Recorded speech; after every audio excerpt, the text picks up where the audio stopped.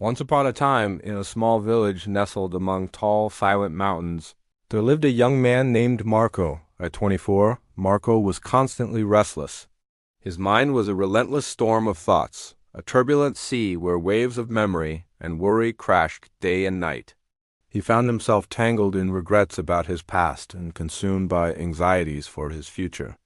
This endless mental noise stole his peace, making sleep a distant luxury and leaving him perpetually tired. Slowly, almost without noticing, Marco forgot how to smile. His mind had become a prison of his own making, and he didn't know how to find the key. One day, a whisper of a story reached him, a tale of a secluded village hidden deep within the hills. It was said that a wise old man lived there, a man who had once been a renowned psychologist in the bustling city. He had guided countless souls toward peace and clarity. But as age settled upon him, he chose a life of quiet simplicity, surrounded by the embrace of nature. Travelers, weary from their own inner storms, would sometimes seek him out for his wisdom. Hearing this, a tiny spark of hope ignited within Marco's heart. Perhaps, he thought, this wise man can teach me how to quiet the storm inside. With this newfound hope, Marco packed a small bag and embarked on a long, arduous journey. He trekked through rugged mountains and followed winding, dusty roads. After many days of travel, he finally arrived at the tranquil village. There, he saw a small house, its walls draped in lush green vines and blooming flowers. On the porch, an old man sat in serene stillness, his eyes gently closed. He radiated a profound sense of peace, a calm deeper than any Marco had ever witnessed. Marco approached cautiously and spoke in a soft, respectful voice. "Grandfather, my mind is restless and never stops thinking. I yearn for peace in my heart. Can you help me?" The old man slowly opened his eyes, and a warm, knowing smile spread across his face. "So, it is peace you are looking for?" he said, his voice calm and gentle. "Come with me. I have a small task for you." He led Marco into the yard and took a glass, filling it with water right to the very brim. The surface of the water trembled, threatening to spill with the slightest movement. Handing the fragile balance to Marco, the old man said, "Walk from here to the edge of the village, and then return.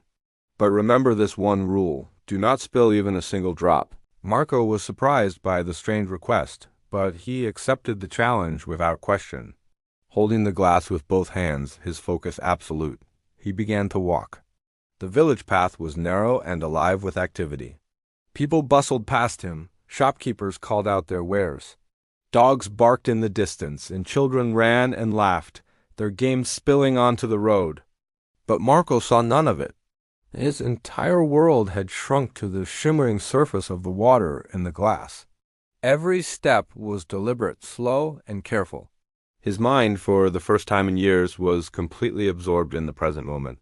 Finally, he returned to the old man, his heart filled with a quiet sense of accomplishment.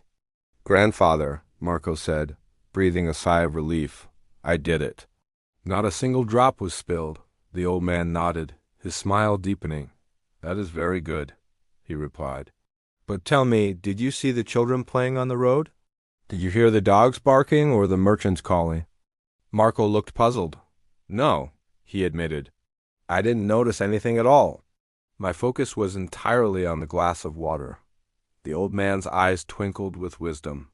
"And that," he said softly, "is the secret you have been searching for. When your mind is fully anchored in the present moment, there is no room for past regrets or future fears. While you were focused on carrying the water, your restless mind became silent. You weren't thinking about yesterday. You weren't afraid of tomorrow. You were simply, completely here."